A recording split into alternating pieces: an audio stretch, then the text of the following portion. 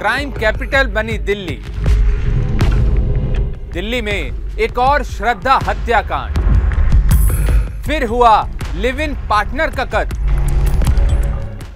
श्रद्धा murder case की गुत्थी अभी सुलझी भी नहीं थी कि राजधानी में एक और दिल दहला देने वाली वारदात हो गई।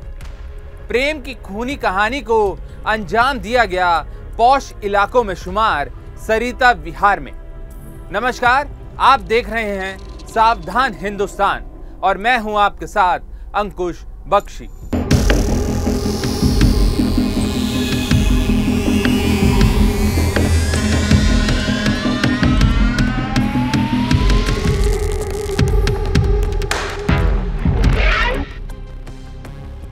प्यार हुआ, इकरार हुआ और फिर दोनों एक दूसरे के साथ लिव इन पार्टनर्स के तौर पर रहने लगे। ये कहानी श्रद्धा हत्याकांड से पूरी तरह से मिलती जुलती है। मेहरौली में श्रद्धा वालकर का कत्ल हुआ तो सरिता विहार में गुलशाना को मौत की नींद सुला दिया गया। श्रद्धा हत्याकांड का सच दिल्ली ही नहीं पूरा देश जानना चाहता है, लेकिन इस बीच सरिता विहार में जो कुछ हुआ उसने एक बार फिर हर किसी को हैरान कर दिया। दरअसल महिला अपने लिव इन पार्टनर के चेहरे के भोलेपन पर मर मिटी थी। वो लिव इन पार्टनर के मुखौटे के पीछे छिपे शैतान को पहचान नहीं पाई। उसने खुद को लिव इन पार्टनर के हवाले कर दिया था, ये सोचकर कि वो उसका हमसफर बनेगा और उसका ख्याल रखेगा, लेकिन ऐसा हुआ नहीं। गुलशाना के भरोसे की उम्र बड़ी छोटी थी और इसका खुलासा तब हुआ जब लिव इन पार्टनर ने उसकी हत्या कर दी। 12 नवंबर दोपहर 2:25।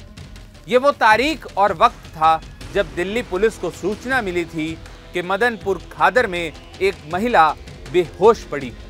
आनन फानन में सरिता विहार थाने से पुलिस अधिकारियों के साथ टीम मौकाए वारदात पर पहुंची। पुलिस महिला को अस्पताल लेकर पहुंची, लेकिन डॉक्टरों ने उसे मृत घोषित कर दिया। महिला के शरीर पर चोट के निशान थे।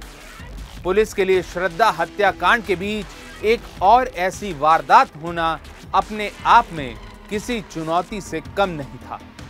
जांच में जुटी टीम को पहला सुराग गुलशाना के घर से मिला, जहां उसका लिव इन पार्टनर राहुल उसके साथ रहता था। वारदात के बाद से राहुल गायब था। पुलिस को शक हुआ, जिसके बाद राहुल के भाई प्रवीण से संपर्क किया गया। खुलासा हुआ कि राहुल और गुलशाना के बीच अवैध संबंध थे। राहुल ने ही गुलशाना की हत्या कर उसको घर में बंद कर दिया था। फिर वो वारदात को अंजाम देकर फरार हो गया। कत्ल को अंजाम देने के बाद करीब 9 घंटे तक वो शव के साथ रहा। यही नहीं, हत्यारा राहुल 2 दिन तक महिला के शव को देखने के लिए रात को घर आता रहा। आइए अब आपको बताते हैं आखिर क्यों इस खूनी वारदात को अंजाम दिया गया। दरअसल राहुल ने गुलशाना से 5,000 रुपए मांगे थे। इस बात पर दोनों के बीच जमकर तू मैं हुई। इस झगड़े में लिव इन पार्टनर राहुल ने गुलशाना की हाथ और चुन्नी से गला दबाकर हत्या कर दी। पुलिस ने खुलासा किया है कि आरोपी ने अपने लिव इन पार्टनर गुलशाना की हत्या उसकी बेटी के सामने की थी, जिसे वो वारदात के बाद अपने साथ ले गया था। सरिता विहार थाना पुलिस ने आरोपी युवक को 5 दिन बाद गिरफ्तार करके इस पूरे हत्याकांड से पर्दा उठा दिया है। एक्चुअली उसको बोले मेरे को डर है, मुझे जान से मार देगा, वैसा बोलने लगा। श्रद्धा का कत्ल इंसानियत का कत्ल है। मुझे डर है। इसने 3 से 4 बार मुझे मारा, मुझे गला दबाने की कोशिश किया। वो सबसे बड़ा मुजरिम जो है वो मुसलमानों का मुजरिम है। वो खाली बोलते नशा करता है, नशे में रहेगा, हमेशा मारते रहता है, गला दबाने की कोशिश करता है मुझे। उसको सजा देने के लिए हमारे हवाला किया जाए और हम उसको आधा जमीन में गाड़कर। और अब बात जिहादी आफ्ताब के कबूलनामे और श्रद्धा हत्याकांड से जुड़े दिल दहला देने वाले खुलासे की। आरोपी आफ्ताब ने पूछताछ में नया खुलासा करते हुए बताया कि उसने श्रद्धा के 35 नहीं बल्कि 16 टुकड़े किए थे। आफ्ताब ने बताया कि उसने श्रद्धा की हत्या रात 8 बजे की थी। श्रद्धा की हत्या करने के बाद वो बियर लेकर आया। उसने खाना ऑनलाइन मंगवाया और खाया। शव के पास बैठकर उसने पूरी रात ओटीटी प्लेटफॉर्म नेटफ्लिक्स पर फिल्में देखी। आरोपी आफ्ताब पूनावाला ने गुरुवार की पूछताछ में कबूल किया है कि उसने श्रद्धा के सिर समेत शरीर के कई टुकड़ों को फ्रिज में 5 महीने से ज्यादा समय तक रखा था। शव के कुछ टुकड़े उसने हत्या करने के बाद ही फेंक दिए थे, जबकि श्रद्धा के शव को 2 दिन तक उसने घर में ही रखा था। एक दिन श्रद्धा का शव कमरे में ही पड़ा रहा था। इस बीच एक और बड़ा खुलासा हुआ है। श्रद्धा और आफ्ताब के रिश्तों में बीते 2 साल से सब कुछ ठीक नहीं चल रहा था। इसके सबूत लगातार सामने आ रहे हैं।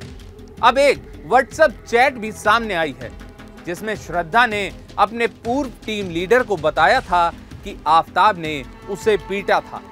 दावा किया जा रहा है कि ये चैट 24 नवंबर 2020 की है। आइए अब आपको बताते हैं क्या कुछ श्रद्धा ने इस चैट में अपने पूर्व टीम लीडर से लिखा था। अब आफ्ताब के घर जाने से सब कुछ ठीक हो गया है। अब वो बाहर जा रहा है। श्रद्धा आगे लिखती है, मैं आज काम पर नहीं आ पाऊंगी क्योंकि कल हुई मारपीट की वजह से शायद मेरा बीपी लो है और शरीर में दर्द हो रहा है। एनर्जी नहीं बची है और मैं बेड से उठने के काबिल नहीं हूं। मुझे यह भी देखना है कि वो आज चला जाए। मारपीट के बाद श्रद्धा पुलिस स्टेशन अपने दोस्तों के साथ गई थी, लेकिन आफ्ताब ने उसे ब्लैकमेल किया और कहा कि अगर तुम लौटी नहीं तो मैं सुसाइड कर लूंगा। श्रद्धा के कत्ल का आरोप आफ्ताब पर है, जिसे कोई फांसी देने की मांग कर रहा है तो कोई तालिबानी सजा देने की वकालत कर रहा है। मैं ये कहता हूं कि आफ्ताब की कार्रवाई मुकम्मल करने के बाद उसको सजा देने के लिए हमारे हवाले किया जाए और हम उसको आधा जमीन में गाड़कर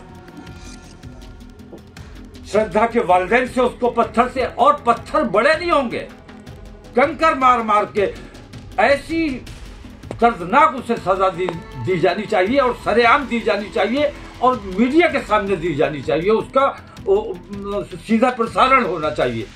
जब तक ऐसी सजा ऐसे लोगों को नहीं दी जाएगी, इस किस्म के वाकयात को रोका जाना बेहद मुश्किल है।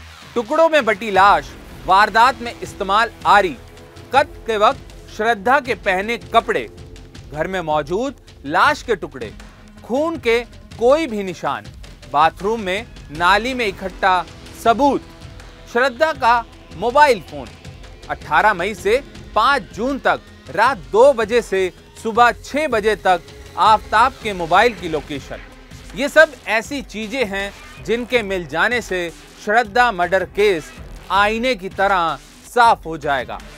सावधान हिंदुस्तान में आज के लिए बस इतना ही। ऐसी ही तमाम खबरों को देखने के लिए आप हमारे चैनल को लाइक और सब्सक्राइब जरूर करें। आपसे फिर होगी मुलाकात अपराध जगत से जुड़ी एक नई कहानी के साथ। तब तक के लिए सावधान रहिए, सुरक्षित रहिए और बने रहिए लाइव हिंदुस्तान के साथ।